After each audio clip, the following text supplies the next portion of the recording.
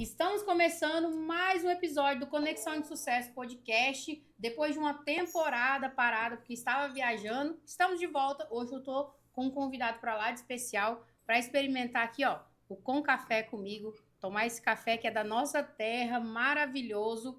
Hoje eu tenho a honra de receber ele, que é referência na saúde da mulher, é obstetra renomado aqui da nossa cidade, médico ginecologista, obstetra, referência também em pré-natal de alto risco, especialista em ultrassonografia, eita, quanta coisa, hein? E implantes hormonais, pai do Dan, do Zac, esposo da Fran Orben, agora todo mundo já sabe quem é que está aqui comigo, doutor Daniel, muito prazer em receber o senhor aqui hoje para a gente bater esse papo. O prazer é todo meu, muito obrigado pelo convite, ainda mais voltando agora das férias, é uma honra estar Isso. aqui, acho que já nos encontramos anteriormente, estava devendo essa visita e agora não pode deixar escapar essa oportunidade. Exatamente, então vamos lá, vamos conhecer um pouquinho do doutor, quem é o doutor Daniel Gifone, lá do comecinho, antes de ser doutor. Então, a gente estava conversando aqui anteriormente, eu sou capixaba, eu nasci em Vitória, Sim. eu só nasci lá, na verdade minha família toda é de lá, meus pais nasceram lá, só que eu acabei nascendo lá porque minha mãe teve um problema de saúde na gestação. E aí na primeira já foi complicada, que foi do meu irmão, então ela preferiu ir para Vitória, aí eu acabei nascendo lá. Aí ela fala que eu sou chato, porque eu sempre falei que nasci em Vitória, que não nasci em Ariquemes, mas eu sou ariquemense, eu sou daqui, porque eu O nasci coração é lá, daqui. e fui criado aqui, né, em Ariquemes. Então, fiquei aqui em Ariquemes até meus 16 anos, foi quando eu fui fazer a faculdade em Porto Velho. Morei lá por alguns anos, depois fiz minha especialização em Dourados, no Mato Grosso do Sul, e Uhum. depois voltei para casa. E aqui estou. 12 anos de formação e 8 anos de especialidade, né? Eu estava tentando calcular, às vezes eu me perco, quando eu vejo, falo, meu Deus, o tempo está passando e eu não tô envelhecendo. É isso. Tem uma funcionária que trabalha em casa, a Fabiana, fala, seu Daniel, seu Daniel? Eu falo, como assim? Como estão me chamando de seu, senhor? Eu falo, cara, Eita, tem que aí vem, aceitar. vem aquela É pressão da idade pesado esse nome, chegando. né? Seu Daniel. É verdade, os meninos às vezes falam assim, dona Thay, eu falo, não, dona não, pelo amor de Deus, porque senão a gente fica parecendo velho. Eu fico até, acho estranho, mas eu não me importo, não. E hoje o senhor é responsável, né, técnico ali da Climed, como que é estar à frente da clínica ali? Conta um Então, pouquinho o pra hospital é uma gente. história muito grande ali que é do meu pai, ele Aham, construiu, ele também é obstetra, sim. ele que atua aqui em Rondônia há muitos anos, ele veio do Espírito Santo, foi para Machadinho, e aí ele viu uma oportunidade melhor em Ariquemes e acabou Uhum. vindo para cá. E aí ele trabalhando e viu a oportunidade de crescer, de dar ter uma maternidade aqui na cidade. E aí foi que ele teve a ideia de fazer o Hospital Maternidade Climed. E como ele estava cansado, exausto, esperando eu chegar, aí assim que eu cheguei, ele já, no primeiro dia, ele já passou a cadeira e falou, Daniel, Toma que o filho é senta seu. aqui, se vira e tchau. Mas foi engraçado porque quando eu vim de Dourados para cá, eu toquei direto. Eu saí de lá de carro e estava muito cansado e eu queria parar para dormir. Quando eu fui parar, eu fiquei ansioso. E eu pensei, se eu ficar no hotel, eu vou ficar bolando no hotel, eu não vou dormir, eu vou tocar direto e quando der o sono eu paro. Né? Eu vou parar em algum lugar e assim eu vim. Quando chegou numa região do Mato Grosso, tinha muita estrada, muito mato, quem conhece a região lá Aham. sabe, e não tinha mais hotel. E eu cansado, eu falei, e agora? E toquei direto, passei por quase um acidente, aconteceram várias coisas, mas quando eu cheguei aqui, cansado, eu tava com muito sono, e aí eu falei, pai, cheguei, era umas 5 horas da tarde, toquei direto, ele falou, nossa, filho, você tá doido, vem pra cá que tem uma cesariana pra você fazer. Eu falei, pai, pelo amor de Deus, deixa eu chegar, minhas coisas estão dentro do carro ainda, deixa eu respirar. Veste o jaleco e Mas assim, vem. eu fui, porque queria chegar, eu já cheguei, né, com gás, com todo, Sim, querendo trabalhar, então eu fui lá e ajudei ele a fazer o parto. Mas é assim, é correria, né? é A obstetrícia, verdade. assim, não tem hora, não tem tempo, às vezes está cansado, às vezes a gente tá num horário de madrugada, o telefone toca, tem que ir. Tem que ir embora, tem que E, ir atender, porque assim, às vezes tem as marcadas, mas tem as que os neném falam assim, hoje é meu dia, tô é, chegando. e foi assim que eu acabei assumindo ali como sendo responsável técnico. Aham. Ele queria sair, aí eu assumi, mas ele ainda está ainda nos bastidores, ele está na parte administrativa, ele me auxilia, então eu estou ali fazendo parto, ele entra como me auxiliar. Então ele sempre fica ali para ele gosta de estar ali envolvido, né?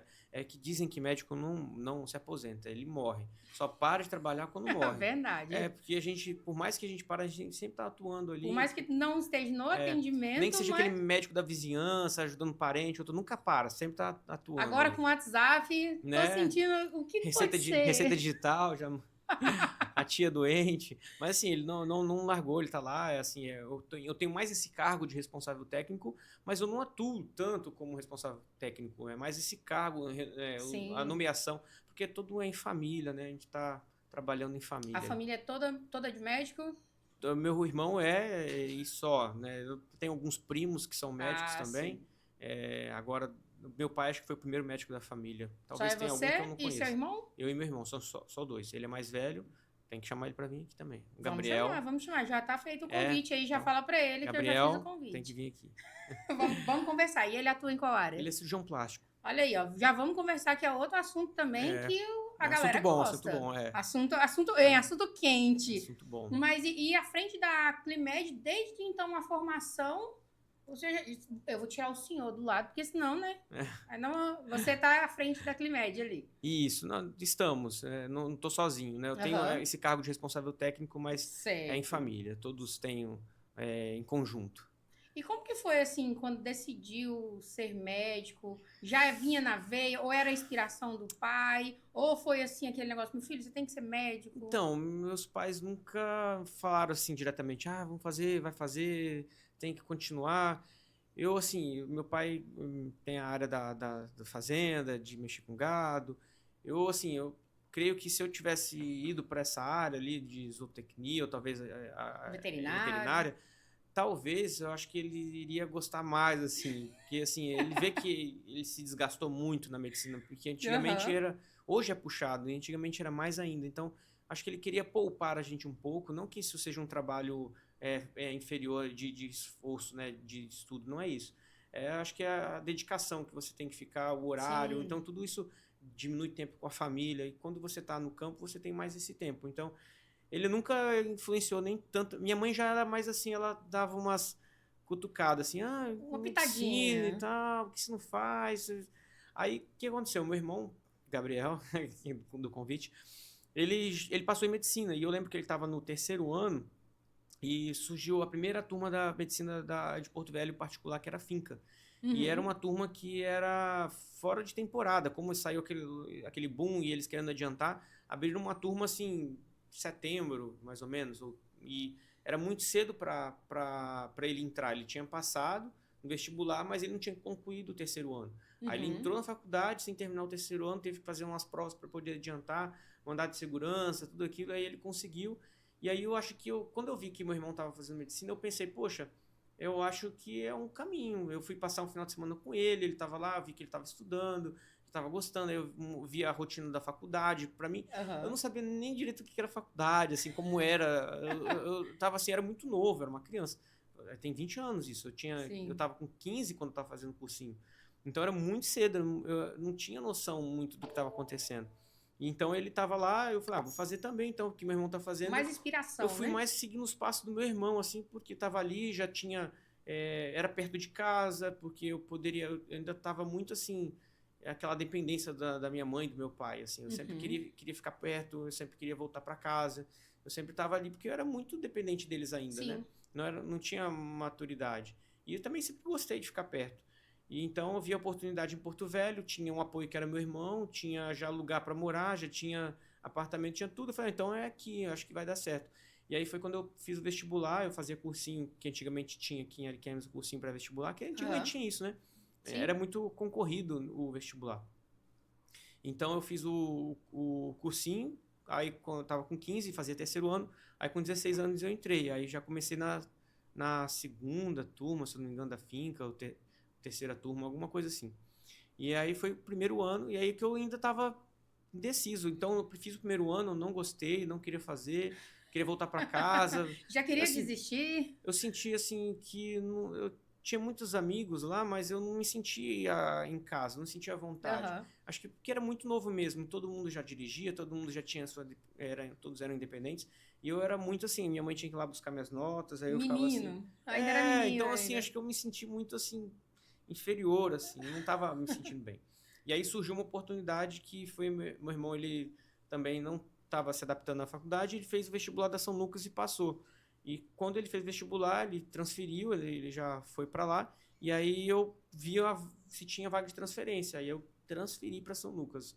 E aí quando eu transferi para São Lucas, eu encontrei uma galera já mais da minha idade, eu tinha 17, aí encontrei uma galera de 18, 19. Aí já foi começando a pertencer ao ambiente. Aí já conheci os mais... amigos lá, né, e também o Dr. Hugo, que é o pediatra também, que trabalha conosco lá, sim. que é nosso irmão, ele também fez essa cursinho comigo, fez o vestibular comigo, fizemos juntos, passamos juntos, transferimos juntos. Então, ou seja, já tinha mais essa aproximação, já tinha mais um esse amigo. Apoio afetivo, aí fiz outras amizades, o Bruno Brasil também, que era da nossa turma também. Você conhece o Bruno Brasil? Sim. Então, tem o Bruno também. Então, ou seja, já estava mais ali familiarizado com amigos. Então, estava um ambiente que eu me senti mais acolhido. E era perto do centro, eu morava ali perto do Colégio Dom Bosco. Conhece bem Porto Velho? Morava ali perto do famoso restaurante Babaçu. Então era perto da São Lucas, então eu ia caminhando, eu tinha mais... Já estava mais com a liberdade, sim, uma autonomia, né? Só de já você tava... ir para casa e voltar andando. Agora na finca, antigamente, era longe, era considerado muito mais longe. Então, ou seja, para ir lá, às vezes um dia eu precisei voltar andando, porque eu perdi carona, e aí eu fiquei bravo. Então, ou seja... Quero voltar para casa. Decidi, aí quando eu estava na faculdade, ainda mesmo assim muito novo, depois foi acordando, despertando ali, chegando nos próximos 18 anos, que eu vi, opa, peraí, tô fazendo faculdade, tô fazendo medicina, fico despertando, acordando mais, Sim. que era muito novo, e aí foi caindo a ficha. E quando eu vi, eu já estava, desde o primeiro ano que eu comecei a fazer na finca, eu já vinha para cá, para Ariquemes, passar o final de semana. Como eu não queria sair de casa, meu pai, você já está fazendo faculdade, vai ter que trabalhar. Então tinha parte, ele me chamava para acompanhar. Aí me botava em campo, já me ensinava a instrumentar, me ensinou a auxiliar, depois ele me ensinou a operar. E aí eu não lembro muito bem como foram as primeiras vezes, porque foram tantos anos. Faz muito tempo. Sim, e aí eu lembro que ele me ensinou, mas já não recordo das primeiras vezes. Eu lembro das 2 primeiras. O resto eu não lembro mais de nada. Mas se recorda, assim, quando que despertou a paixão, assim, eu vou ser obstetra? Não, aí não despertou. Eu não detestava, porque assim... Eu chegava em casa, eu queria descansar. Descansar, e ele colocava pra trabalhar? Acordava de madrugada, de noite, horário, toda hora eu falava, não, tomara que não tenha nada, tomara que não seja nada. E aí, mesmo que não era nada, eu tinha que ir com ele, porque se tivesse, eu teria que me buscar. Então eu ia lá, ficava acompanhando. E eu vi toda essa trajetória, eu falei, não quero isso pra mim, eu quero ter paz, né? Eu quero ali clinicar, vou fazer algo mais tranquilo. Quando eu me formei, eu pensei, vou fazer ortopedia. Então eu queria fazer ortopedia. Eu pensei em fazer cirurgia geral, depois plástica, estava indo, mas o que fez assim mudar minha visão foi quando eu vi que, quando eu estava formado, eu tinha muita mais prática em ginecologia e obstetrícia, porque eu vivia aquilo, e na faculdade, as oportunidades que surgiram de preceptores ou profissionais, eles eram geralmente da área da obstetrícia e da ginecologia. Então eu sempre estava envolvido com eles ali, de uma forma espontânea, não era uma forma, você tem que ir lá cumprir sua carga horária. Eu ia fora da minha carga horária, do meu horário, e ir lá por amizade com obstetras, e aí eu acompanhava, aprendia, e meu pai também era obstetra, então eu já sabia, então eu era uma mão de obra boa e barata ali. Sim. Tava ali servindo. E ele estava querendo ensinar, né? Sim, eles estavam querendo ensinar, e eu estava disposto a aprender. Eu podia errar que eu não tinha cobrança, porque eu estava lá como voluntário, então, ou seja, eu fui muito bem apadrinhado. Eu tenho professores lá de Porto Velho, a doutora Rita de Cássia, teve o doutor Rodrigo Carrapeiro, né, o Delvio Botelho, foram profissionais assim que eu acompanhei diversas vezes. Então eu tenho o Jacob também, que foi um professor, a Ida Pereira, a Conceição, são professores assim fantásticos. Eu tive a oportunidade... Padrinhos mesmo, né? Sim, sempre estava próximo e eu gostava muito. Então, quando eu me formei, eu comecei a trabalhar numa cidadezinha assim, e aí eu, pai, tá tendo um parto aqui, daí meu pai faz isso, aquilo, e aí assim, eu fazia parto, hoje tô em Alto Paraíso, eu trabalho na casa de parto, e o pessoal de Alto Paraíso não faz parto lá, ninguém faz, eu fazendo parto naquela época lá, eu me virava lá, eu falava, não, vou dar conta, eu sei partejar, eu sei fazer parto, e fazia lá. Eu vou fazer. Se eu tivesse detectado alguma complicação, eu encaminhava, então Sim. eu me aventurava lá. Agora, quando chegava uma fratura, que é o que eu gostava de ortopedia, vou encaminhar, não estou seguro para fazer um gesto aqui, não. Ficava inseguro. Aí mandava. E aí, tudo que era de ginecologia eu resolvi, tudo de obstetrícia eu também estava vendo que eu estava me saindo melhor. Aí eu falei, poxa, eu fui apadrinhado da faculdade, meu pai é obstetra, eu tenho tudo ali pronto. E aí eu não vou fazer? Não vou fazer. Não me decidi. Aí foi uma dessas, eu tinha me inscrito para algumas provas de ortopedia. Foi num plantão em Alto Paraíso que eu atendi uma paciente, eu estava em trabalho de parto, mas eu detectei que estava um problema. E aí eu resolvi encaminhar. E era mais ou menos uma troca de plantão, mais ou menos umas 6h30, aquela hora que troca de plantão 7. Então, assim, fica aquela confusão para poder sair e deslocar. Ah, vamos para Arquemes. Aí o cara da ambulância não quer ir porque vai trocar Vai trocar o plantão. A enfermeira, não quero ir, naquela discussão, a paciente vendo aquela cena toda. E não tinha necessidade do médico ir, porque estava tudo bem, é só deslocar, não tinha o que ser feito. E aí eu vou então. Aí eu peguei e fui na troca de plantão, e eu bravo, que não queria ter deslocado, e abandonei o hospital, ficou sem um médico, não deveria, porque a equipe não queria ir, então eu forcei a barra para ir. Aí quando chegou aqui em Ariquemes, a paciente falou assim, olha, eu sei que vocês estão levando lá para o hospital, para a maternidade, para o hospital regional, mas eu gostaria de ir para a Climed, o Dr. Rigoberto, que ele é um médico da nossa família, ele que fez o meu parto quando eu nasci. Aí ela contou uma história lá e eu só ouvindo, ela não sabia que eu era filho dele. Aí eu, que legal, aí eu liguei pro meu pai, falei, pai, tô chegando aí com uma paciente para você operar. E lembro que era mais ou menos umas 7 horas, mais ou menos, o sol tinha acabado de nascer e eu parei a ambulância na frente do hospital, desci com a paciente, aí ele tava assim, tomando um cafezinho assim, com um café assim, aí ele só olhando para mim, eu passando o caso para ele, o olho dele brilhando assim, sabe?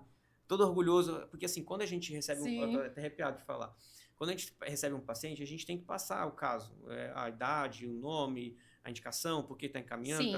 Aí ali não era o filho, era o doutor. Aí, só que eu nem tinha me ligado nisso. E aí foi uma manhã inesquecível, que marcou que eu defini. Eu falei, não, é isso que eu vou fazer.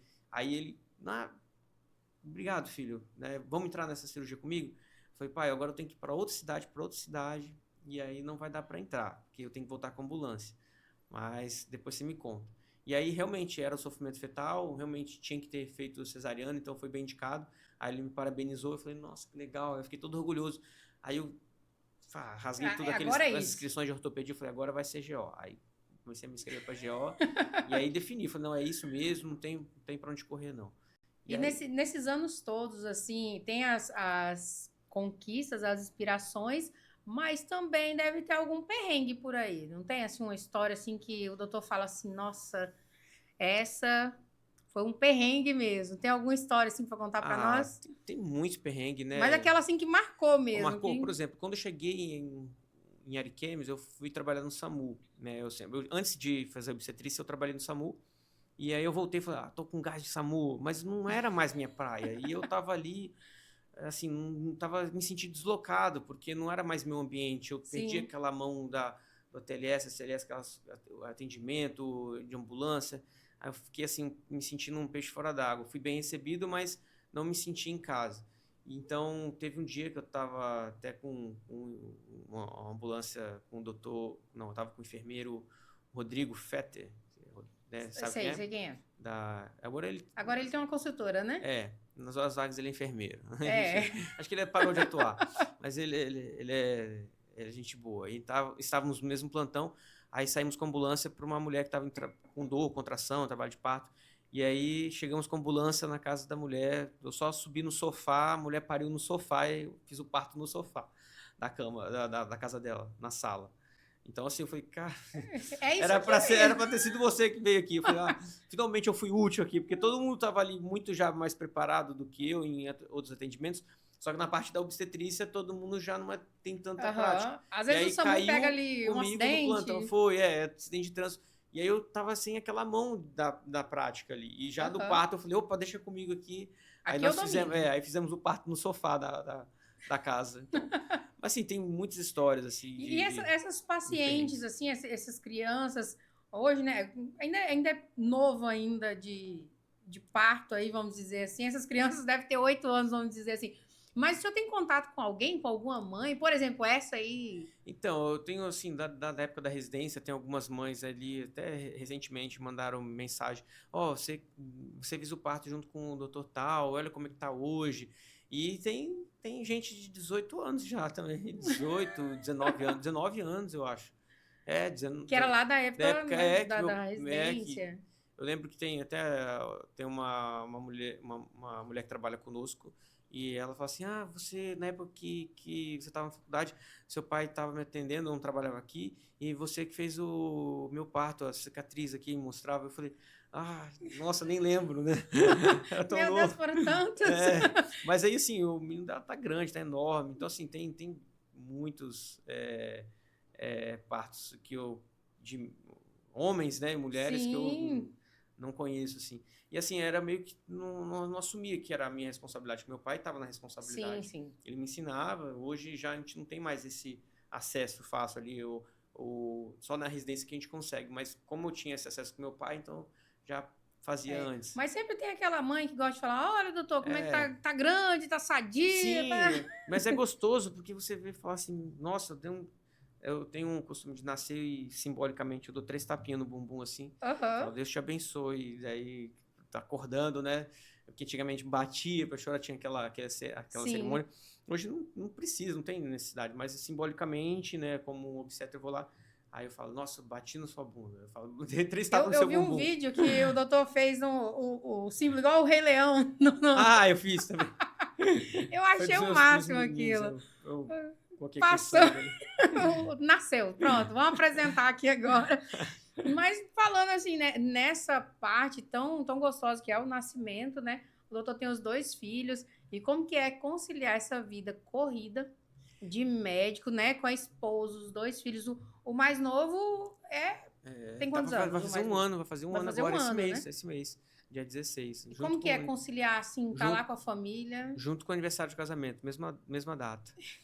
Então, tá sendo muito bom. A gente tá numa fase muito boa agora, porque ele tá com um aninho, essa fase mais abaixo de um ano eu acho muito difícil, porque Uhum. é muito sensível, fica gripadinho, aí dorme mal, aí a gente tem que, né, dar assistência, tem que Sim. cuidar, vacina, e medicamento, e dose, horário de remédio, e aquela preocupação de será que vai ficar tudo bem, dá aquela ansiedade. Eu sempre sou muito seguro, acho que os pais são assim, né? E ainda mais, Aham. eu tenho um amigo que falou assim, Daniel, você pode ter muitos filhos, porque você como médico, não que questão da remuneração, mas a questão de você saber que está tudo bem, de se sentir seguro. É isso que falta para a gente, para que a gente possa ter mais filhos, porque essa ausência de um conhecimento, né, teórico e prático médico que deixa a gente em situação assim vulnerável. Aí eu falo, poxa, porque eu me sinto seguro, mas apesar disso a gente fica, não tem como não se Não, preocupar, né? não tem. E eu imagino assim, o dia que É, tiver o Zac, é Dan, Isaac né? Dan, aham. Dan, lá, Dodói, tem que deixar e cuidar de um que tá É, nascendo, aí tem aquele sentimento, já deve ter exato. acontecido Então, isso, mas né? agora eu tô conciliando bem meu tempo, né? Eu já tive momentos de me ausentar, mas hoje eu consigo conciliar bem.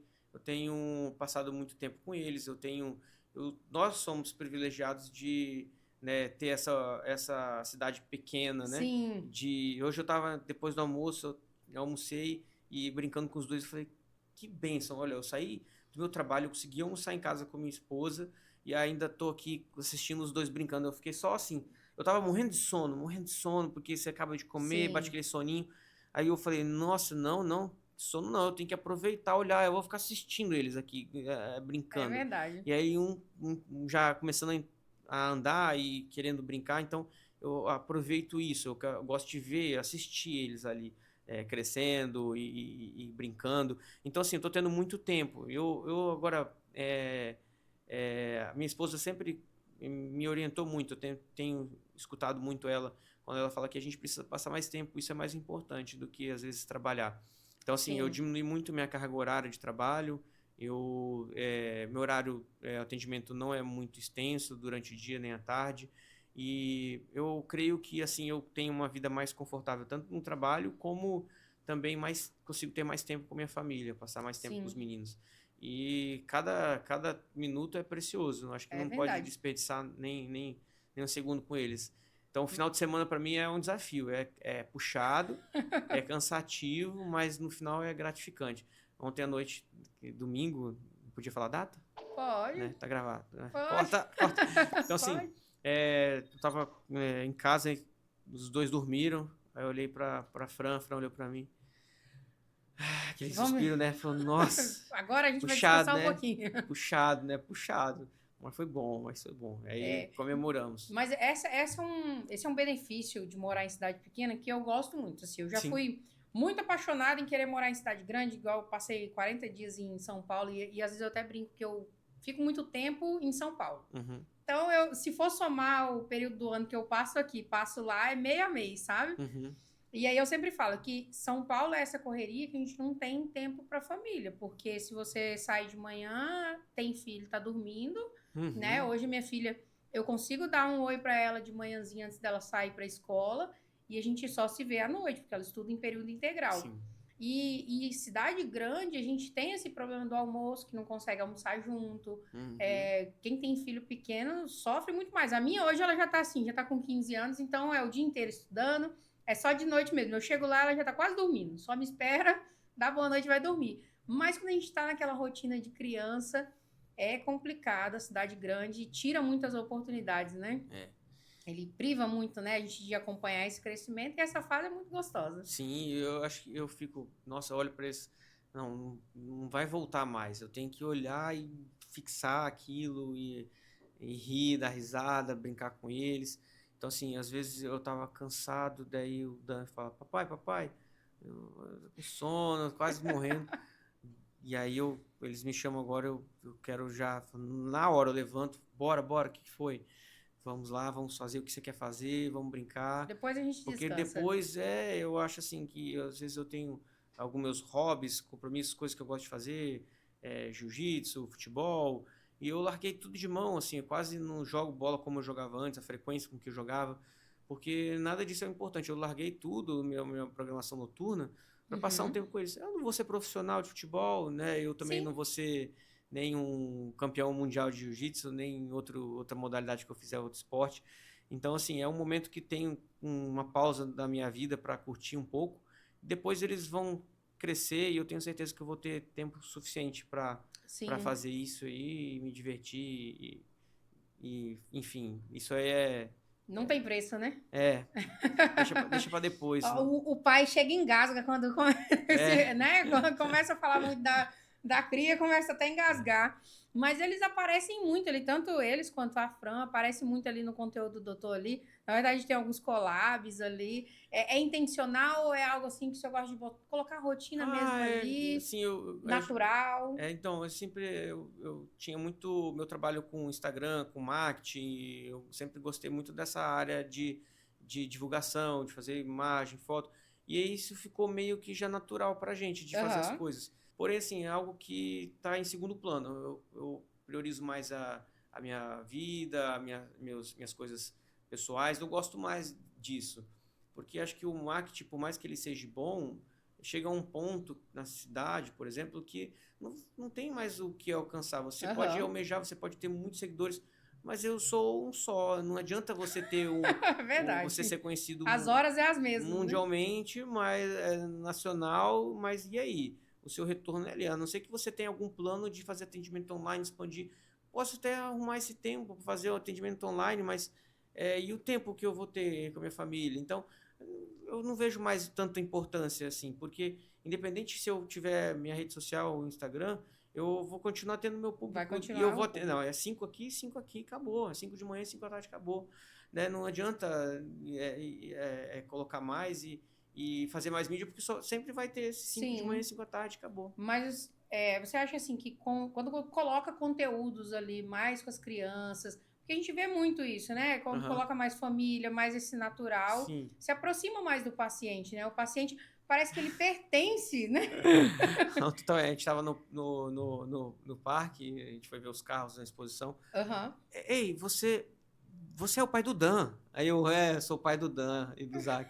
Não é o doutor Daniel de fone, né? Daí eu fui no posto, abastei o carro. Esse é o Dan? Você é o pai do Dan? Eu conheço o Dan. Aí eu vou no outro lugar. Oi, Dan. Aí eu, Cara, ninguém me conhece, conhece o Dan. Conheço só as crianças Então, agora. eles ficam focados. E aí, às vezes, eu pergunto nomes, né? Ah, como vai se chamar seu bebê? Ah, vai se chamar tanto. Tem 4 letras. Aí eu falei, eu gosto de poucas letras. Dan Isaac. Daí todo mundo já sabe o nome dos filhos, que é um nome fácil de Sim. decorar, diferente, né? Ninguém praticamente E tem, são né? lindos também, né? Não tem como esquecer. Viu ali na timeline, vai lembrar. A sorte que eles puxaram a mãe, então. Doutor, mas assim, já falamos um pouco da família, da rotina. Uhum. Agora a gente vai entrar num tema mais assim, vamos dizer, teórico e principalmente porque estamos no mês do Outubro Rosa, né? E eu acho que é muito importante essa parte de conscientização. É muito importante nós falarmos algumas coisas, né, para as mulheres que nos assistem. A gente tem um público bem legal feminino. Então, assim, vamos falar um pouquinho da parte de ginecologia, da parte aí de que o doutor é fera mesmo? Bora. Então, vamos lá.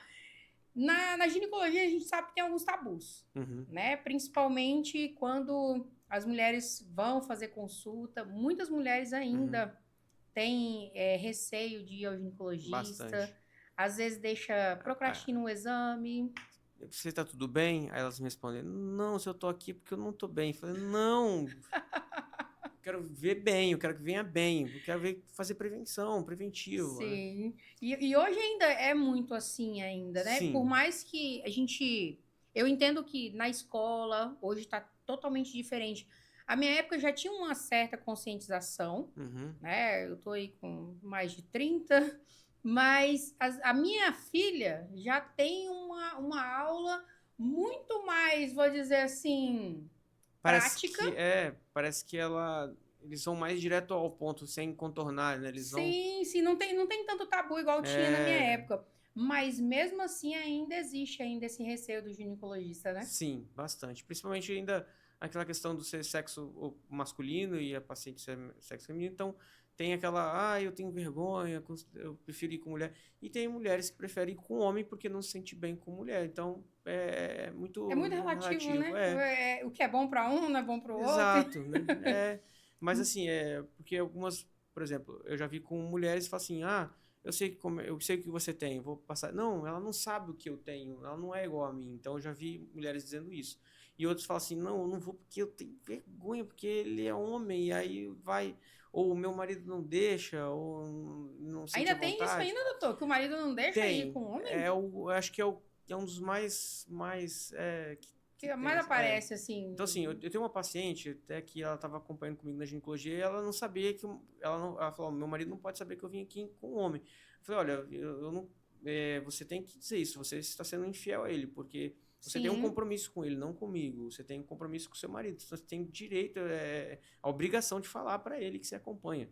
E assim ela seguiu e eu acompanhei anos e acompanhando. E aí ela quis engravidar, tirei o DIU e tal. E quando engravidou, eu falei, e agora? Sumiu. Porque daí agora tinha que contar, né? Aí ela teve que ir com uma ginecologista mulher, uma obstetra mulher, porque provavelmente ela não quis contar. Né? Não quis contar. Que engraçado, né? Aí eu falei, e assim, tem várias assim, né? Que é comum. Nossa, por essa eu não esperava. Ela falou assim, olha, eu queria vir aqui porque eu sei que você vai resolvi, mas não acompanhou porque não queria dizer pro cônjuge que estava acompanhando. E qual que é o erro assim, mais comum assim, que o doutor vê quando a paciente chega ali pela primeira vez, ali, com uma consulta pela primeira vez? Qual é o erro dela, assim, que... O erro é de, como a gente estava falando, né? De não fazer a prevenção. Ou seja, vem quando tem queixa. É importante, claro que tem que vir quando tem queixa, mas é importante fazer um acompanhamento. Aí você tá com queixa? Tô. Mas quanto tempo que você não passa aqui no ginecologista ou não procura um ginecologista? Eu nunca fui. Eu não sei. Eu não sei, nem lembro. Daí eu falo, olha, então a dica né? Tem o Outubro Rosa, que é uma baita de uma dica da prevenção, mas a dica que eu dou é o aniversário, né? Porque a gente vão passando os anos, a gente vai esquecendo até mesmo a nossa idade, às vezes é para 35, não, 36. Então tem aquela engasgada. Então, ou seja, mas no aniversário, eu falo que o aniversário é o ano de fazer a revisão, o mês de fazer a revisão. Então, eu sou de maio. Então, Eu sei que em maio eu preciso ir no dentista, eu preciso no oftalmo, eu preciso... Olha né? aí que dica maravilhosa, Porque hein? daí você tira o seu mês de aniversário, porque você está envelhecendo mais um ano para poder fazer esse cuidado. Fazer um Então, check-up. fazer um check-up. Tudo que tem direito tem que fazer no mês do aniversário. Para isso que serve. Daí, quando você passou o seu aniversário e você não foi, você sabe que você está atrasado desde o seu aniversário. Fala, nossa, eu não fui, porque eu já estou Sim. em agosto e o meu aniversário é em maio, eu não fui no oftalmo. Então, fica um marco. Então, na época do mês do aniversário. Olha, gostei. Vou aderir agora em 2026, que o meu aniversário tá bem aí, já no Aí, ó. comecinho. Aí já não esquece, toda vez faz todos os check-ups no seu aniversário. E aí eu falo que pecam por isso, por não fazer o preventivo e a mamografia. Né? O preventivo, a maioria não tem receio de fazer mesmo, né? Sim. O desconforto é igual a mamografia também. Que não é legal, né? A mamografia é uma radiografia como um raio-x, só que da mama. Só que para ficar plano, para ficar, né, radiografar de uma maneira translúcida, quanto mais apertado, mais pressionado, né, mais translucidez, né, quanto mais luz vai Sim. passar e fica melhor para visualizar. E a mama, quando ela é jovem, ela é bem, né, ela, como eu posso Firme, dizer, ela é né? firme, então ela dói mais. Então, quando faz aquela expressão, machuca, é desconfortável, né? Algumas mulheres reclamam, e depois que sai o laudo, ele sai o laudo e o médico simplesmente fala assim, quando ele tem alteração, eles chamam, quando tem, eles nem chamam, na maioria das vezes, quando é feito pelo SUS, nessas Aham. carretas. Então, eles estão caçando, eles não estão um pouco preocupados em dar satisfação. Tá tudo normal. Não, eles só querem fazer. Achei um aqui, Se ó, vamos tiver pegar e um, chama, entende? chama. Então, assim, porque é uma olhada muito rápida. Então, você olha um exame, só coloca no filme ali, o filme na luz, né? E pronto. E aí você olha o laudo para a paciente, ela entrega, ela pagou, ela doeu, e aí eu chego e falo, não, tá normal, vamos dar seguimento aqui. Aí ela, poxa, doeu, eu fiquei lá na fila, não sei quantas horas, despesa, e ele só nem mal olhou pro meu exame. Então sempre eu conto essa história, eu falo, olha, Mas essa olhada é muito rápida, mas ela é tão importante que pode salvar a tua e vida. é igual seguro de carro, né? Exato. A gente paga pra não usar, né? É, exatamente. Seguro de carro, de vida, a gente paga pra não usar. Exatamente. E a impressão que tem que as mulheres querem fazer ultrassom de mama, né? Não que o ultrassom não seja importante, mas a mamografia consegue detectar malignidade, por exemplo. Uhum. Explicar de uma maneira mais simples. Porque ali na radiografia a gente consegue ver calcificações ou retrações, que essas imagens caracterizam malignidade. No ultrassom a gente consegue ver mais benignidade, cistos, a gente vê nódulos. Então, geralmente, o ultrassom ele complementa a mamografia. A mamografia ela vem as classificações, então a gente sabe se é algo suspeito ou algo que precisa, Sim. às vezes, fazer uma biópsia ou complementar com ultrassom. E muitas das vezes elas querem fazer ultrassom achando que está substituindo ou fazendo um exame melhor do que a mamografia. Então, ou seja, a mamografia ela é fundamental. E por que depois dos 40? O SUS mudou para 50, agora voltou para 40 de novo, Sim. recentemente. Então, ou seja, porque 40, né, você já tem, aumenta o índice de câncer e também você tem uma flacidez ali a partir dos 40 anos. A gente chama isso de lipossubstituição. Ela vai ficando mais translúcida, ficando mais flácida depois dos 40, então a gente consegue visualizar melhor. Diferente se eu pegar uma mama jovem de 30 anos, eu não consigo visualizar tão bem na mamografia. Sim. E o autoexame, doutor, ainda é indicado ali Sim, quando vai ao sim, sim, banho? sim, com certeza, porque o autoexame, ele às vezes ele consegue detectar algo de uma forma precoce, uma retração, né, um abaulamento, então tudo isso ajuda a adiantar o exame. Às vezes tem mulheres que não têm indicação de fazer ou que passou despercebido no exame, às vezes num exame, numa palpação, detecta alguma coisa que às vezes passou despercebido porque é uma mama jovem.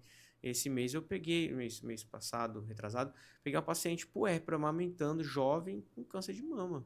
Então ela chegou lá, achei que era uma mastite, eu falei, não, peraí, já suspeitei, aí já encaminhei para o Hospital do Amor e realmente era um câncer de mama. Então, ou seja, era uma mulher que se fizesse uma mamografia, não ia detectar que era uma mama jovem, difícil Sim. rastrear essa, né?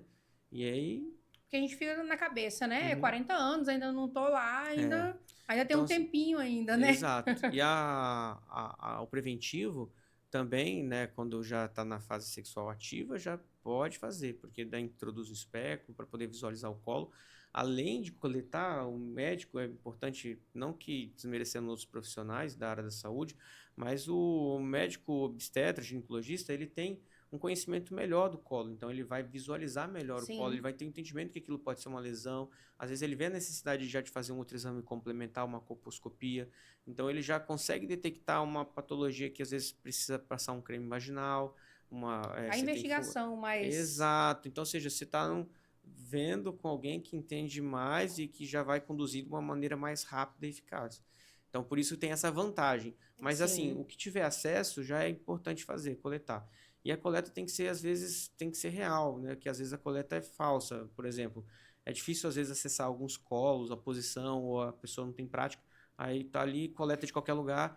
Não, tem que pegar ali do colo mesmo, né? O muco, enfim. minucioso mesmo Tem ali. que ser um ponto Mas específico. e hoje, assim, se o Doutor pudesse dar uma dica para lidar com esse medo de consulta, com esse medo de ir lá fazer um preventivo, ou até mesmo quem já está aí na época de fazer mamografia, depois dos 40 anos aí, se pudesse dar uma dica, olha, vai sem medo, qual que seria?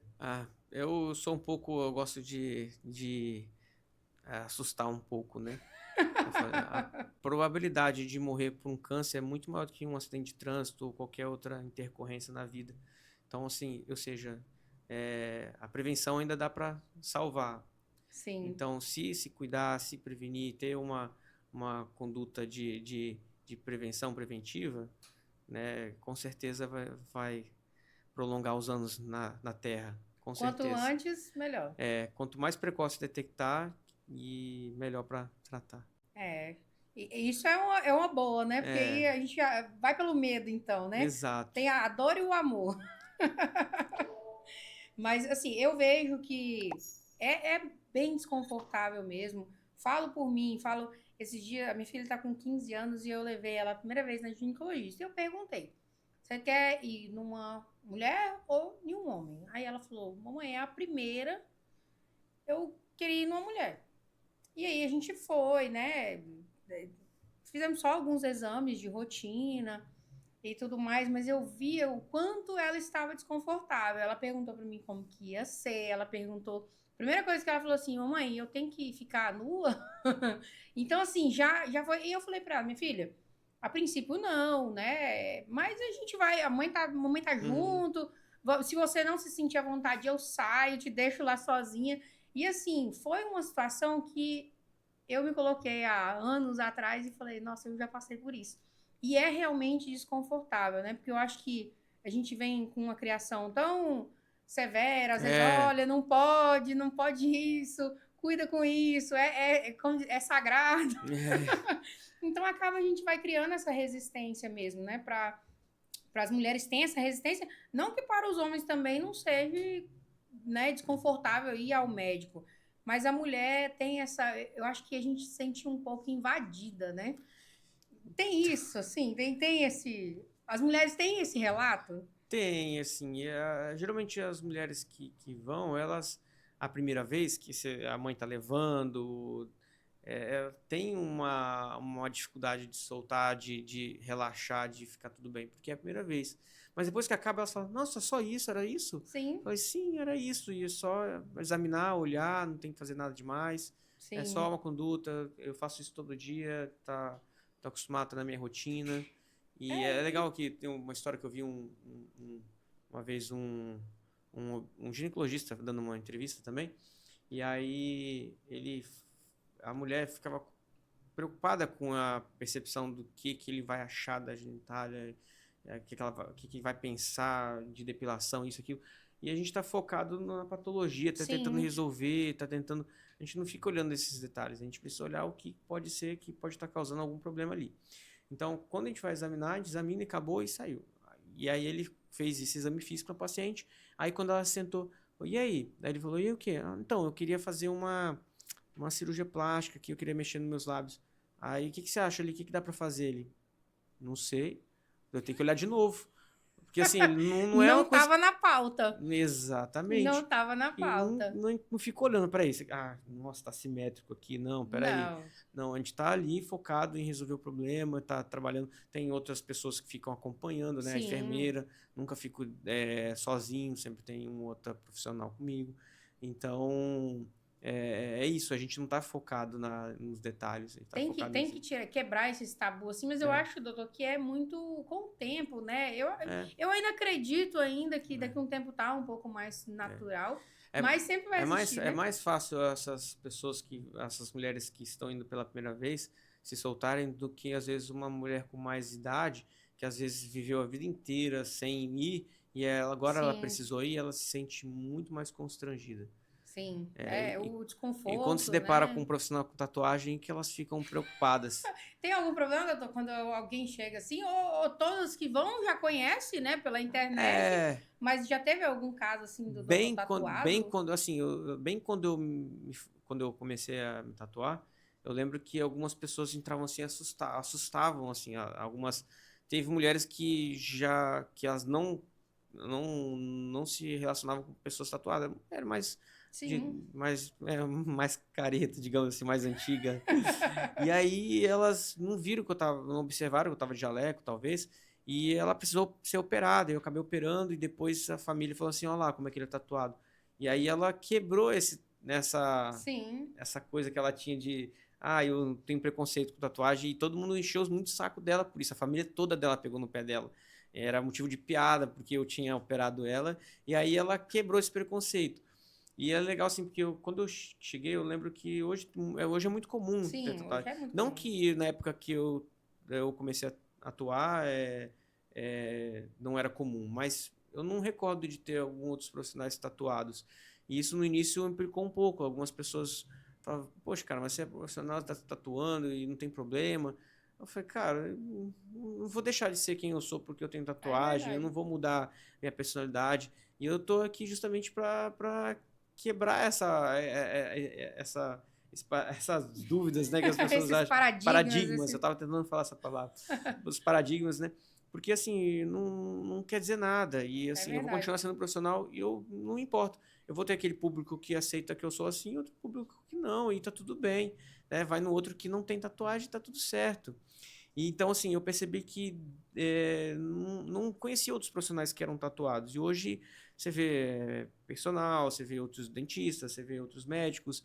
E aí muitas pessoas, quando eu me tatuei, Marqueteiro. falaram assim, poxa, cara, você quebrou paradigmas aqui na cidade, porque muita gente tinha preconceito com tatuagem. E depois que você, como profissional, atuando bem, trabalhando bem com tatuagens, falaram, poxa, não tem problema de eu me tatuar também, então.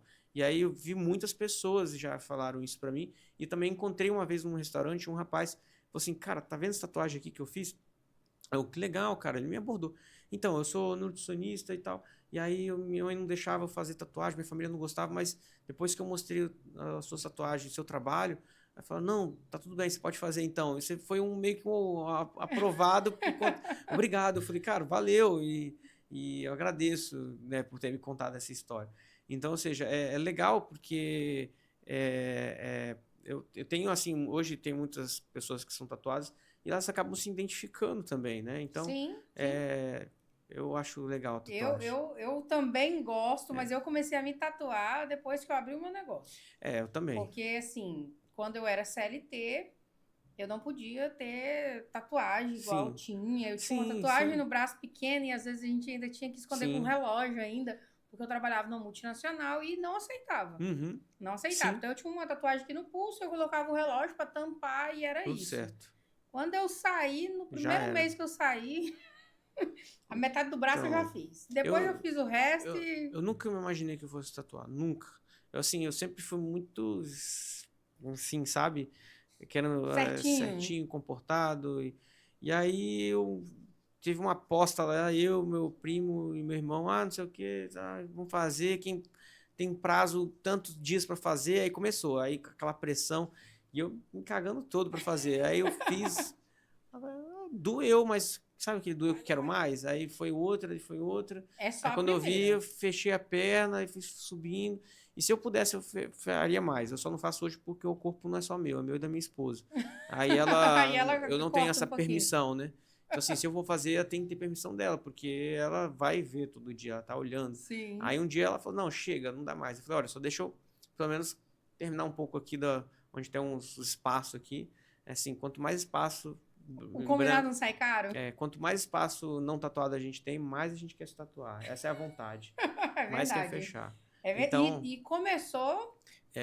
Vai embora. Mas eu aproveitei assim que eu tava solteiro e não tinha muito compromisso e não tinha que dar satisfação, né, na minha época que eu era solteiro, então eu fiz muitas tatuagens assim e ainda bem que eu casei logo, senão eu estaria só com os olhos para fora aqui. Tudo tatuado.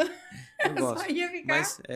Mas eu gosto, mas hoje eu realmente eu não faria mais hoje porque dois motivos assim, o principal é tempo mesmo, porque exige tempo. Não é só uma hora que você vai fazer a tatuagem, escrever um negócio. Não é bem assim. Não é. Não é bem assim. Você chega lá, tem a resenha, tem um relacionamento com o tatuador. Aí tem o desenho, aí tem tem a o desenho, escolha. tem o tamanho, aí faz o esboço, aí mede, aí diminui, aumenta, aí coloca, não colou, aí tem que desenhar de novo. O mais demorado é para arquitetar tudo, harmonizar e fazer isso é demorado demais. Ainda mais assim, que tem, então, assim, não tem uma definição, misturou tudo. Eu sou muito amigo do Léo, né, o que me tatuou aqui. E aí, assim, eu chegava no estúdio dele, assim, depois do expediente do trabalho, às 18 eu já pedia uma pizza ali, eu chegava às 19, saí de lá de manhã, tatuando.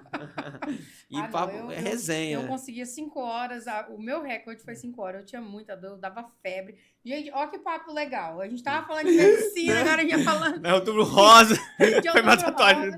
Tatuagem, eu não sei nem como que a gente entrou nesse assunto da tatuagem. Foi. E vai embora. Mas agora vamos voltar de novo para medicina. Vamos puxar aqui de novo.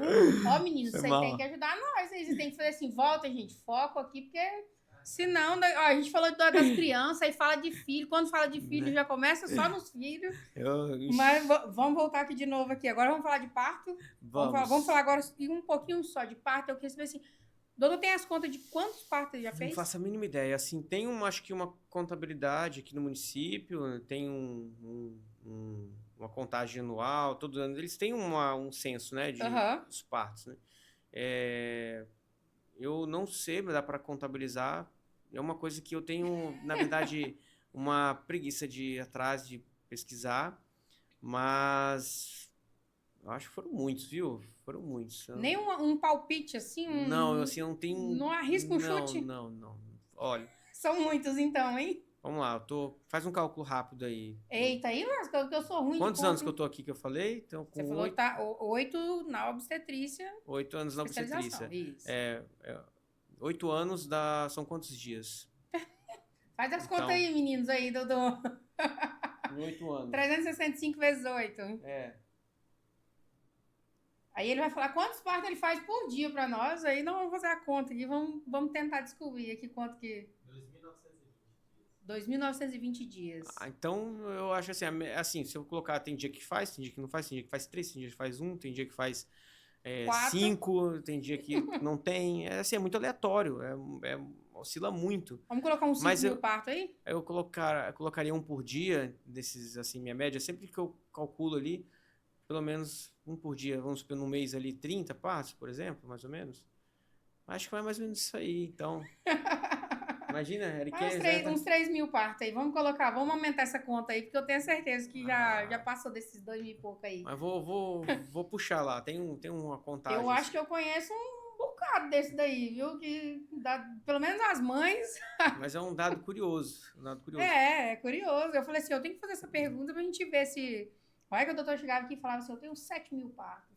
Nossa. Eu tenho essa conta na ponta da caneta. Nossa, eu queria saber. E assim, tem muitos lá da residência, tinha que fazer 10 partos no dia, porque era muito grande. Aí tem uns que acompanhavam o pai ainda, né? Tem muito. Muitos. E aí tem o trabalho aqui também na CPN, também, na casa de parto. Sim. Então tem os partos lá que também não sei se estão contabilizados nesse censo da prefeitura, mas... Mas dá um número bom, né? Dá um número bom. Poxa, mas legal, tô curioso para saber agora. Olha aí, ó. Quando descobrir, manda para nós. Tá, com certeza. O doutor, ele é referência em parto, em pré-natal de alto risco. Isso. Certo? E qual é a diferença para você se tornar essa referência? O que diferencia o seu pré-natal do João? Tá. O João é nome fictício, tá? Doutor O João. pré-natal de alto risco é meio que uma decisão que você toma de assumir os pacientes que são com um pré-natal mais complicado, ou seja, que tem fatores de risco. Então, por exemplo, o município tem um pré-natal de alto risco, onde o que está acompanhando na UBS é de baixo risco. Quando tem alguma coisa mais complexa ou algo difícil de cuidar, que precisa ter alguma atenção maior, eles mandam para o pré-natal de alto risco. Sim. E às vezes, quando é muito risco, eles acabam encaminhando para Porto Velho. Esses de muito risco, por exemplo, uma gestação trigemelar, por exemplo. É algo que não dá para conduzir aqui em Ariquemes. A gente consegue, porém não temos essa capacidade por conta da prematuridade de 3 bebês juntos. Sim. Então seria legal acompanhá-la em instituição onde tem um suporte mais avançado. Antigamente eles mandavam até para Cuiabá quando era trigemelar. Então, seja por causa do suporte avançado. Esse dia teve um nascimento, agora há pouco tempo, teve um nascimento em Porto Velho, né? Trigemelar? Sim. Eu fiz um parto trigemelar só, né, hoje na minha carreira. Eu estava no meu primeiro ano de residência. E aí eu assumi como minha professora, ela permitiu que eu fizesse trigemelar. Aí, pode botar conta aí nesses 2000 e pouco, inesquecível. E aí, cuidado pra gente não fugir do assunto. Então, o pré-natal de alto risco, a gente tem esse cuidado, essa atenção mais, com cuidado mais focado ali na questão de um acompanhamento mais de perto, mais próximo. Sim. Ou seja, tem que ter um zelo maior, tem que ter uma atenção maior, tem que ter um monitoramento maior, né? E às vezes a gente precisa monitorar com uma frequência muito maior. E no pré-natal de alto risco, essa frequência de pré-natal que precisa ir uma média de uma vez por mês, às vezes tem que ir diariamente. Então, ou seja, é um acompanhamento. O pré-natal de alto risco, a consulta é uma consulta, mas às vezes dentro dessa consulta tem um acompanhamento. Por exemplo, o bebê está com baixo peso, com 34 semanas ali, seus 7 meses. Então, eu tenho que monitorar até o máximo que eu consigo chegar. Então, eu gosto de acompanhar de perto, ficar monitorando. E aí tem que fazer o acompanhamento com ultrassom, como eu trabalho com ultrassom também. Então, monitorar no ultrassom, monitorar o peso, monitorar o líquido amniótico, controlar, estabilizar o que tem que ser estabilizado, às vezes pressão, às vezes glicemia, que é o mais comum. Às vezes tem hipertireoidismo, hipotireoidismo. Então, tem, às vezes, doenças infectocontagiosas que tem que ser acompanhado mais de perto. Então, o pré-natal de alto risco, ele exige muito mais atenção. Ele tem que ter muito mais cuidado, tem que ser um acompanhamento muito mais de perto. mais zelo, né? E você tem que ter muito mais aproximação da paciente, porque às vezes uma paciente, por exemplo, eu tenho uma paciente atualmente, que ela está cerclada. Cerclada é vou colocar uma forma simples de entender, é uma amarradura do colo via vaginal para segurar, porque ela não consegue manter a gestação. Ela tem abortos tardios e tendência a ter parto prematuro. Então, ela tem um contato que a gente tem que se falar com muita frequência. Sim. E eu não quero vê-la, né? Eu sei que tá no momento onde está muito precoce, que não tem necessidade de acompanhar. E olha só que diferente. Um tem que ser tão de perto e esse tem que ser tão de longe. Por que tão de longe? Porque quanto mais ela vem, mais ela se desloca, maior a chance de ter alguma complicação. Então, tem que ter esse relacionamento de confiança, de falar, fica em casa, não vem ainda. Não, tô com saudade, quero ver meu bebê no ultrassom, que toda mulher vai uma vez por mês. No seu caso, você vai vir menos. No seu caso, vai ter que esperar um pouquinho mais. Então, assim, e é legal porque, assim, tem muita paciente de cidades vizinhas, Cujubim, Alto Paraíso, Montenegro, enfim, todo o Vale do Jamari, que é alto risco. E imagina a acessibilidade dessas mulheres para Porto Velho. Não é fácil, porque tem estrada de chão, a distância. Chega lá, toma um chá de cadeira, tem que ficar esperando. Sim. E essas pacientes, elas sabem do acompanhamento aqui em Ariquemes e vão diretamente para lá, porque aqui poupa elas de irem para Porto Velho.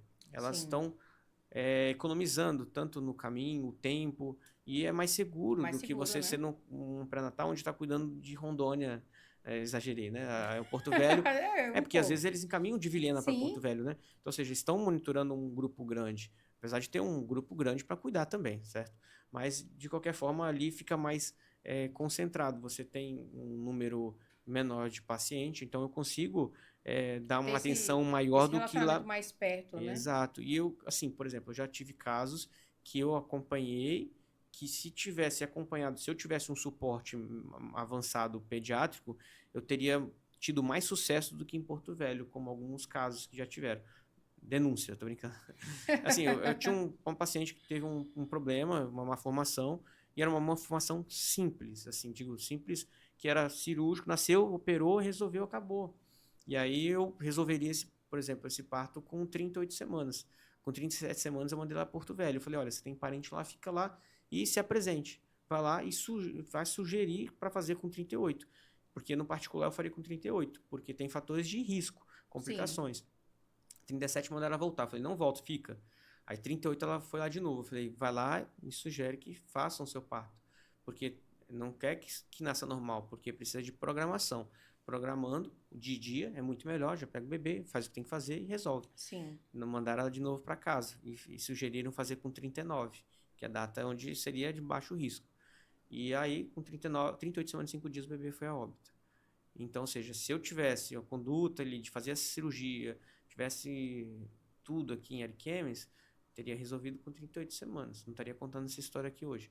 Então, ou seja, o pré-natal de alto risco, às vezes, lá, eles seguem o protocolo. Aqui, no particular, a gente quebra o protocolo.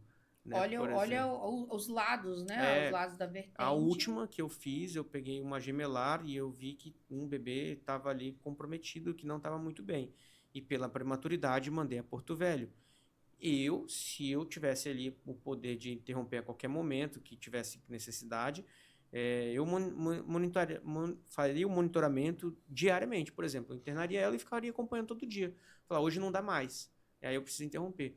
Aí mandaram a Porto Velho. Ah, não, o protocolo diz que a gente tem que acompanhar a cada 4 dias. Beleza, acompanhou a cada tantos dias. Aí quando foi fazer a avaliação, o bebê já estava em óbito. Então, ou seja, se tivesse diminuído esse tempo de ultrassom, de fazer avaliação de Doppler, teria talvez sucesso com os dois bebês teriam sobrevivido, por exemplo. Tá? Então, olhar cada caso como um caso específico, né? E não só o protocolo. Né? Assim, se você segue o protocolo, você vai seguir o protocolo, porque o que eu faço é coletivo, então eu tenho que deixar para o próximo. Uhum. Não é minha responsabilidade todos os dias, é responsabilidade do hospital. Então, eles estão cuidando do protocolo, então eles estão respaldados porque eles estão, protocolo. Agora aqui não, agora está embaixo da minha proteção, embaixo da minha asa, é como se fosse meu, é meu também. Então, se fosse a minha esposa, se fossem meus filhos, eu iria todo dia.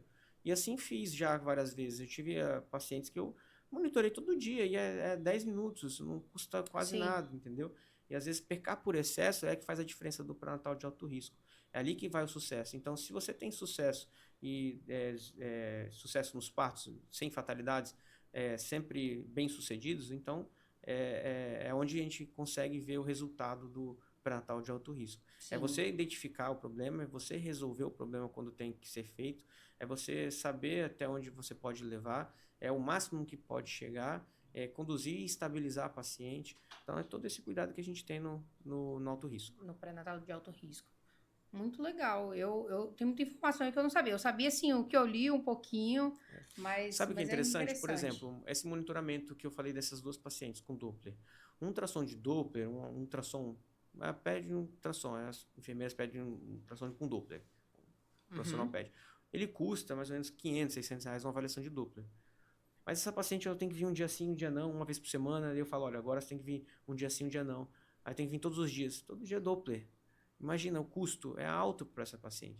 Então, assim, se você está num acompanhamento dentro do pré-natal de alto risco, com alguém que faz ultrassom, obstétrico, morfológico e Doppler, ou seja, você está num acompanhamento, você não está tendo a despesa diariamente. Você pagou uma consulta, né? É uma consulta, mas você está num acompanhamento na minha responsabilidade. Então eu falo, olha, vem aqui, eu quero que você venha todos os dias aqui e eu vou estar olhando, porque é a minha preocupação, não é a responsabilidade de laudar, não vou ficar fazendo isso todos os dias laudo. Mas vai olhar ali, né? Sim, e aí a partir do momento onde, geralmente, quando eu estou acompanhando e eu detecto um problema que fala, olha, tem que acompanhar semanal, agora tem que começar a vir um dia sim, um dia não, agora todo dia, aí eu, pronto, quando eu vejo que está no limite, falo, está no limite, eu posso laudar isso, mas eu sempre peço para um outro profissional laudar, porque para ele bater o martelo junto comigo e eu tenho uma documentação de que realmente havia necessidade de interromper, por exemplo, porque está na minha responsabilidade. Imagina, todo dia eu acompanhando e aí eu chego e falo, olha, vou ter que interromper, eu mesmo falar isso. Às vezes, se for no caso de urgência e emergência, eu vou mais fazer.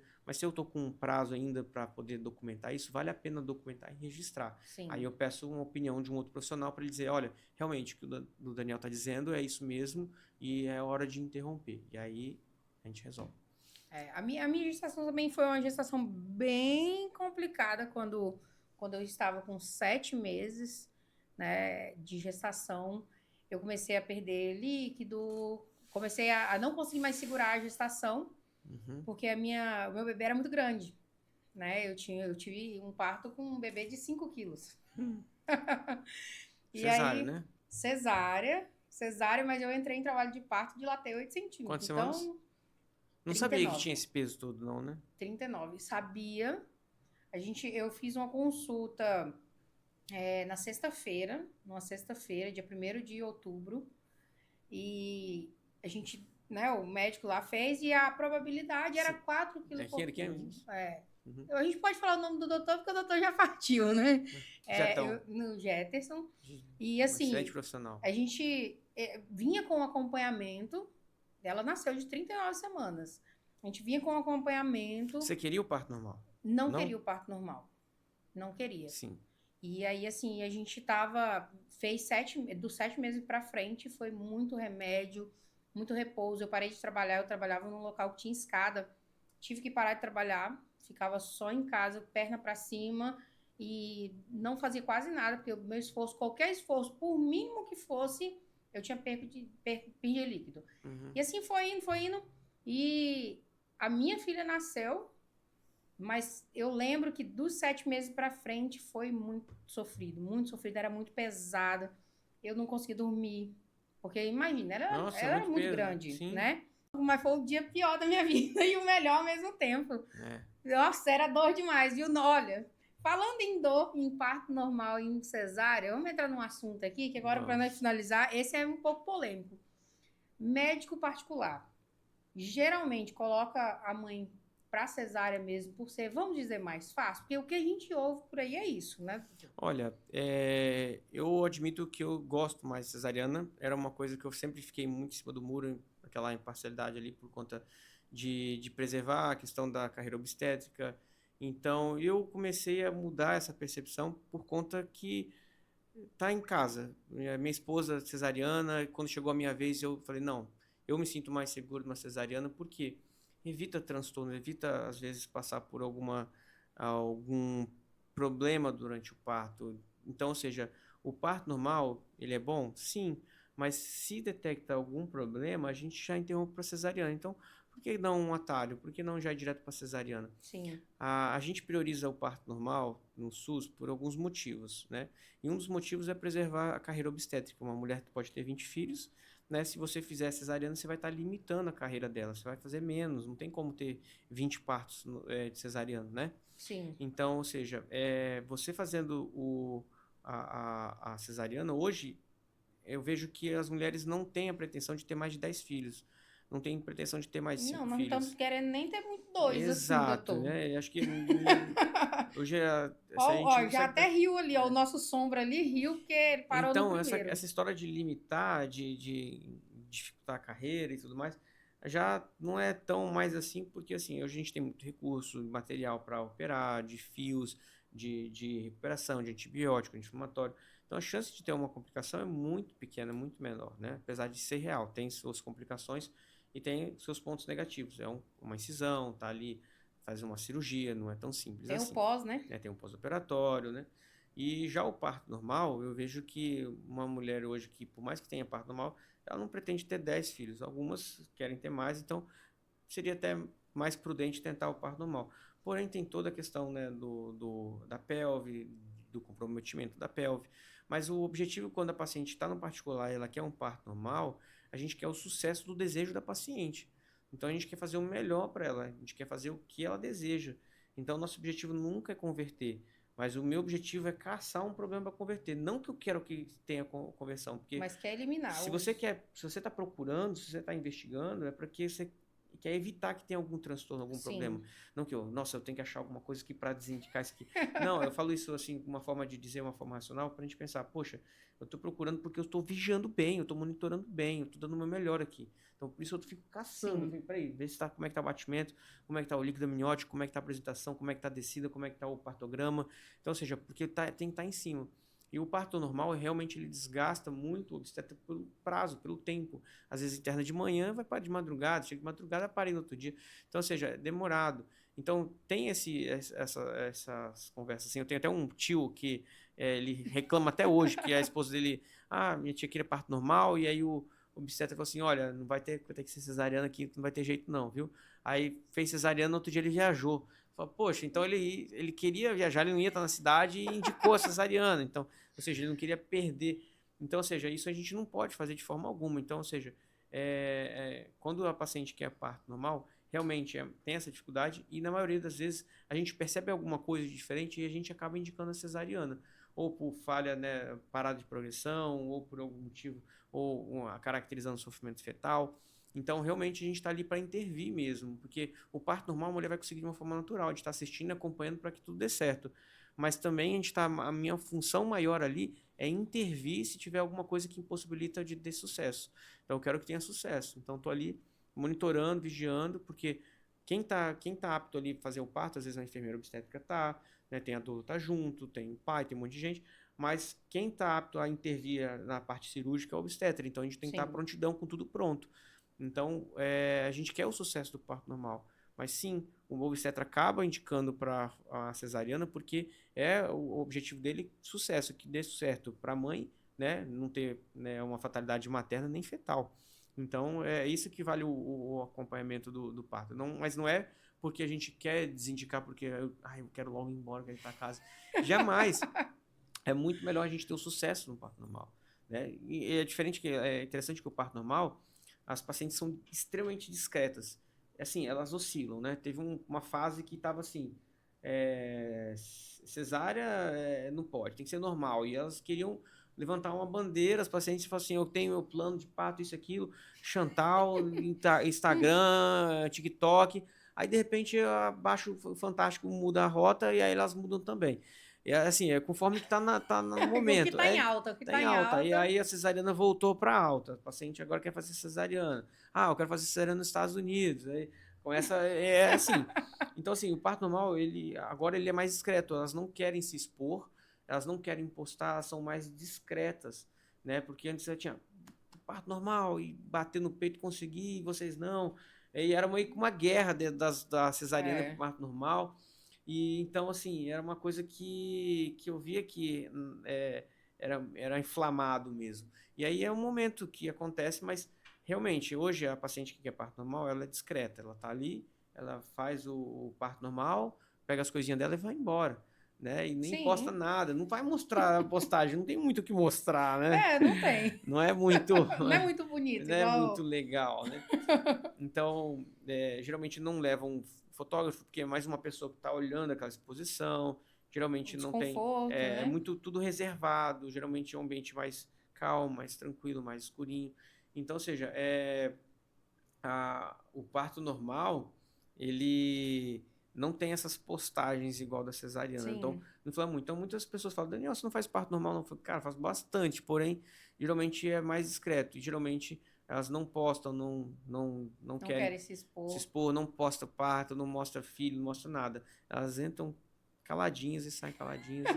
Mas então, assim, se tem indicação para o parto normal, a mãe quer. Isso, eu abraço. Não, aí depende. Também, depende. Porém, depende. Depende se o médico vai estar disponível próximo da data. Então, ou seja, a paciente que quer o parto normal, eu olho e falo, peraí, data, se eu tiver um compromisso em novembro mesmo, eu tenho um período ali de um final de semana prolongado que vou me ausentar.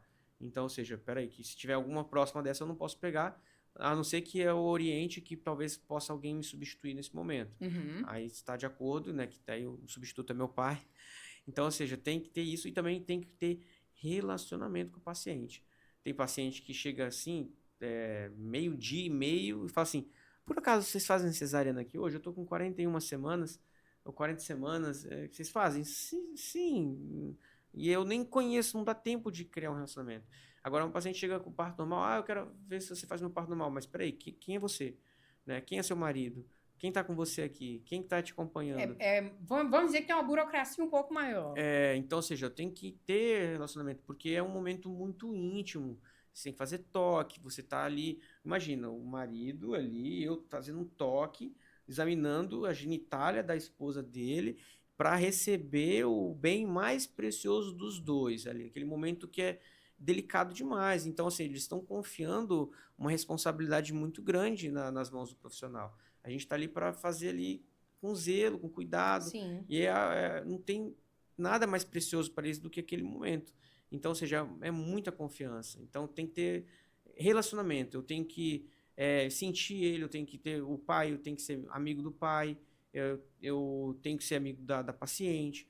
Então, às vezes, tem paciente que chega, às vezes, e ela não parece que não tem um bom relacionamento. Não se relaciona comigo, ou não é um jeito Criou um vínculo, né? eu digo assim, não bateu ali, não. Aí eu falo, olha, aqui não vai dar pra gente acompanhar, porque aí eu falo os motivos, eu sempre sou bem sincero. Olha, infelizmente eu não vou poder acompanhar, tem alguns pacientes que eu acompanho, alguns eu consigo, provavelmente eu não vou conseguir acompanhar até o final, e aí eu bem exponho isso e acabo explicando. Mas, sim, entre o parto normal, se é uma dúvida sua, eu prefiro a cesariana. Minha e de um monte de gente. Eu prefiro a cesariana, eu acho realmente é mais prático, é mais cômodo, é mais fácil. Mais seguro.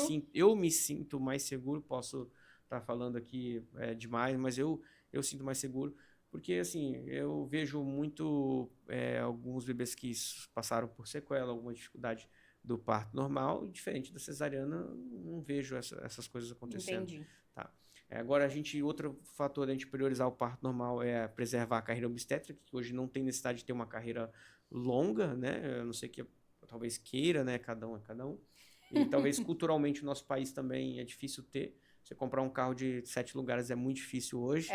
Né? Não, eu fico imaginando manter na escola, material, comida, viagem. Vai viajar, é difícil demais. No hotel, não o hotel tem. nem comporta 4 filhos, 3 filhos no hotel, carro, tudo. Exatamente. Avião, enfim. E aí o SUS também prioriza em questão de números também, né? De volume.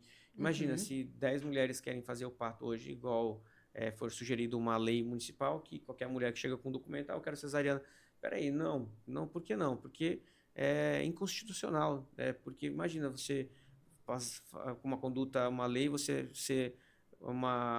que você fere uma conduta médica, algo que realmente não condiz com aquilo que tem que ser feito. Porque o protocolo, né, que a gente segue é de fazer aquelas que realmente têm necessidade. Porque imagina, se eu paro para fazer 10 cesarianas de pacientes que têm um desejo de fazer cesariana, aquelas que realmente precisam. Né, de todas as 9 cidades do Vale do Jamari, que chegam ali com eclâmpsia, urgência, emergência. Não, peraí que eu estou fazendo os 10 partos aqui diários aqui da cidade, que elas pediram, que elas estão com um papel com documento. Não é assim. Né? Se tiver indicação, vai fazer. O bebê com mais de 4 quilos, pouco líquido, mulher que tem 2 cesarianas anteriores, cesárea há menos de 2 anos, pélvico, córmico atravessado, tem vários pressão fatores, alta, não é só o desejo, eclâmpsia, né? Exato. Então essas que têm fatores de risco, elas já são programadas para, né, entrarem ali, já ter uma programação do pré-natal, às vezes do alto risco, encaminhar para fazer uma cesariana. Agora, já quem realmente só tem um desejo porque quer fazer, às vezes não é... Tá com medo, tá com medo, não quer. Não fazem por esse motivo. Imagina, o suporte, né? Além disso, tem material. Imagina fazer material para todo mundo. Leito, não tem leito suficiente para fazer de todo mundo. Então não é só chegar aí, entendeu? É verdade. Então, assim, tem toda a questão burocrática, que não dá para falar muito aqui, mas que não comporta, é mais ou menos isso. Não faz sentido, né? Então é inconstitucional alguma lei que fala para fazer. Tem algumas instituições que até às vezes suportam tudo isso. Tem um fluxo de 5 centros cirúrgicos ou várias salas. Que não é nossa realidade, né? Nossa casa de parto não tem centro cirúrgico. Nossa cidade não tem um serviço de ginecologia. Corta. Sério, imagina. Aqui é direto, hein? Mas imagina, se você tem uma metrorragia, uma bartolinite, uma intercorrência, um sangramento, hemorragia, você tem que fazer o quê? Você tem que procurar um clínico na UPA, e aí se você tem um cisto de ovário, você não tem ginecologista de urgência e emergência. Você tem cirurgião vascular, você tem ortopedista, você tem obstetra, mas ginecologista de urgência e emergência na cidade dessa grande como é Ariquemes, desse tamanho. Que pega tem outras cidades. Não tem, exatamente. De todo o Vale do Jamari, não tem um serviço de ginecologia. Se você tiver um cisto de ovário, precisar do SUS, você vai ter que ser encaminhada para Porto Velho para ser operada lá. Entendi. Geralmente a gente acaba quebrando essa castanha ali, atendendo, ajudando, mas urgência e emergência Ginecológica não tem isso, não tem um serviço de visita para paciente que fez um procedimento ginecológico. Olha, é isso, hein? Interessante. Nós já fizemos até algumas polêmicas aí. Tem até algumas polêmicas. E a casa de parto aqui. é casa de parto CPN, casa de parto normal. Ou seja, se você precisa operar essas pacientes que falam, não me operaram, que tem que fazer isso, aquilo. Todas elas são operadas no hospital regional, que é o hospital do lado, né? Sim. Que é em anexo, é meio que junto. Então a gente chega lá, pode entrar? Pode. O que vocês estão fazendo? A gente está tendo uma laparotomia, um esfaqueado e um baleado. A gente está com uma grávida aqui para operar, que está com pressão alta, e umas pacientes aqui que estão com pedido de cesariana. Então, qual que é mais urgente? O que tem que ser feito? Peraí. Então, ou seja, mas o anestesista está disponível? Não, o anestesista é do hospital aqui. Você pode anestesiar para a gente? Aí a gente tem que pegar uma sala. Todo um movimento geralmente, fora da rotina. Eu falo brincando, eu chego na porta do centro cirúrgico, eu ajoelho assim, faço uma oração. Senhor, abra as portas.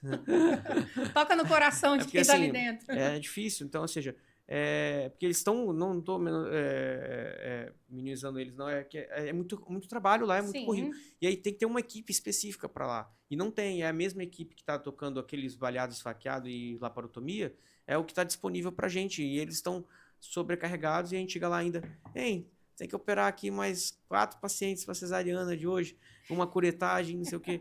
Aí, ou seja, é mais trabalho.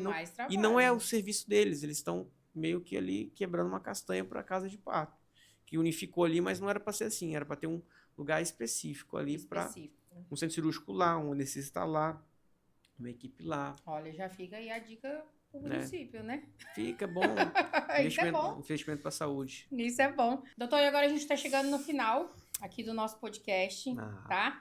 E é um quadro que eu falei lá no começo, que é uma brincadeirinha. Tá. Esse quadro é uso ou passa. Não pode ficar em cima do muro. Tem que ser uso ou passa. Se quiser dar uma complementada, explicar o porquê que usa ou que passa, pode ficar à vontade. Esse quadro nasceu aqui e todo mundo que assiste a gente fica esperando por ele, que ele é um momento de descontração e de ensinamento, tá bom? Não pode ficar em cima do muro. Tá. Combinado? Combinado. Vamos lá.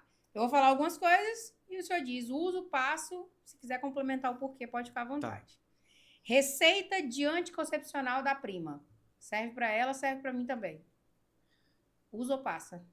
Eu não entendi a pergunta, perdão. Receita do anticoncepcional da prima. Minha prima usa um anticoncepcional X, eu vou usar também, que se é bom para ela, é bom para mim. Usa ou passa? Passo. Passa? Passo. Pode complementar, que essa é boa de complementar. O anticoncepcional tem que ser...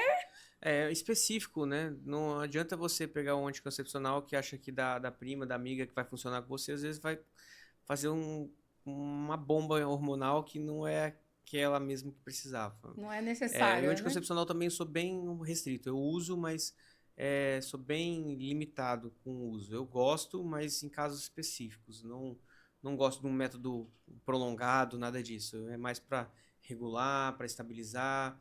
E aí, em alguns casos que realmente não tem outra via, acabo usando o anticoncepcional. Certo.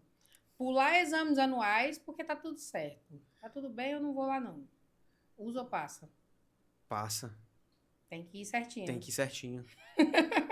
daqui pra 10 ele fica no gás, quer ver? Romantizar o parto humanizado sem preparo. Sem preparo?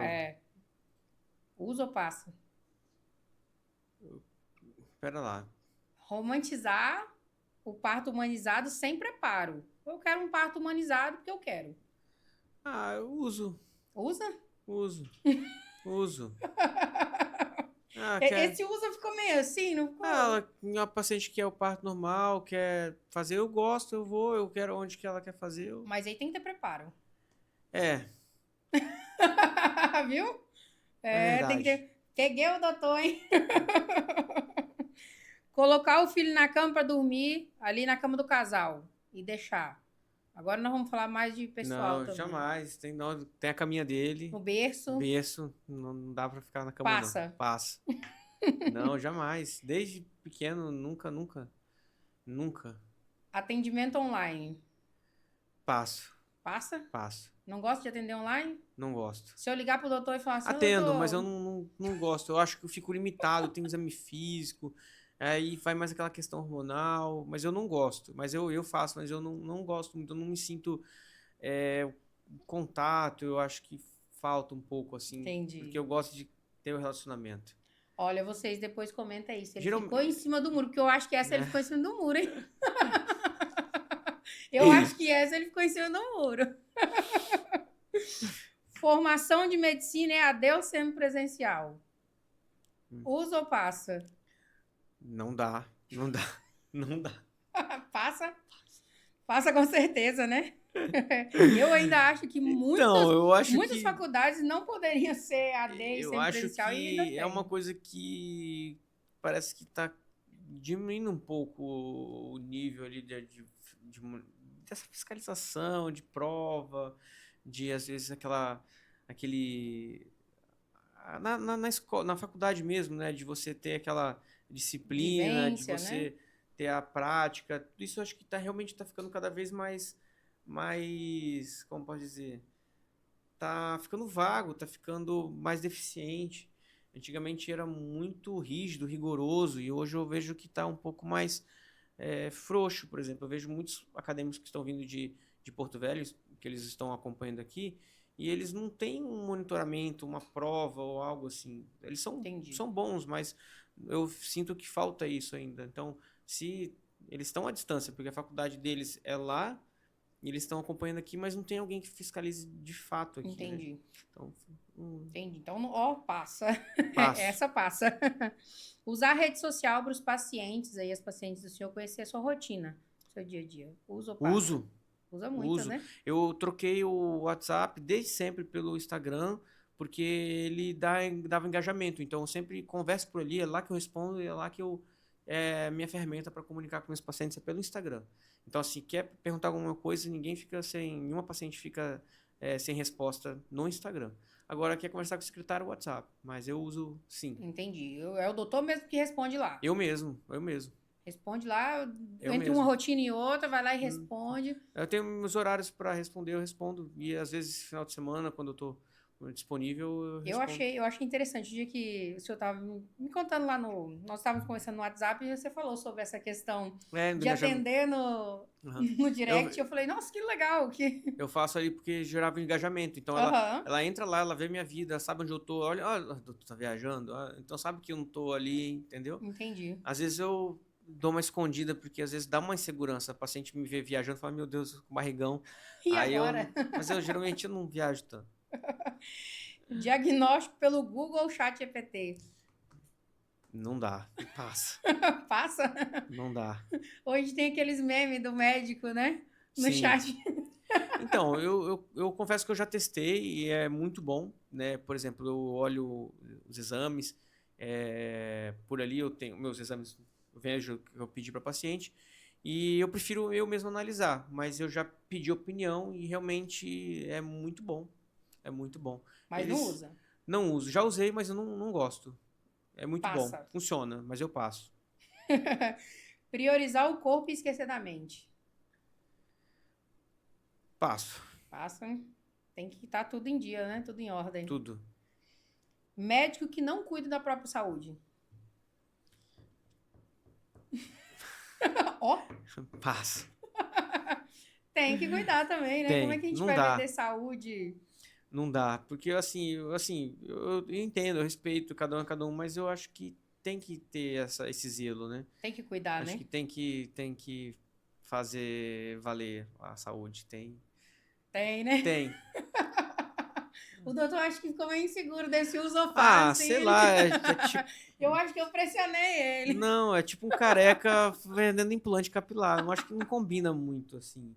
É Não que ele seja verdade. um profissional ruim, mas ele é careca, né? Como é que ele vai me vender cabelo, né? Por que Né? não colocou nele? Não é, Os nossos sombras ali deu né? risada, gostaram também. Não. Doutor, nós estamos chegando ao fim agora, tá? Foi muito legal essa conversa. Mas antes de finalizar aqui, eu queria deixar essa câmera aqui à disposição do doutor para, além de dar uma mensagem final para as mulheres, né? Tanto as mulheres aí, mamães, as mulheres também que precisam de fazer o preventivo, nós estamos aí no Outubro Rosa, Esse espaço é para o doutor. Fala aí onde encontra também nas redes sociais ali. Agora é a hora do jabá. Pode render aqui, ó. Eu sou breve. Eu atendo ali na Climed, que fica na Avenida JK. Todo mundo sabe onde fica. Quem é de Ariquemes conhece a Avenida JK. Próximo à Câmara Municipal, praticamente na mesma direção da Câmara Municipal, né, o Hospital Vermelho.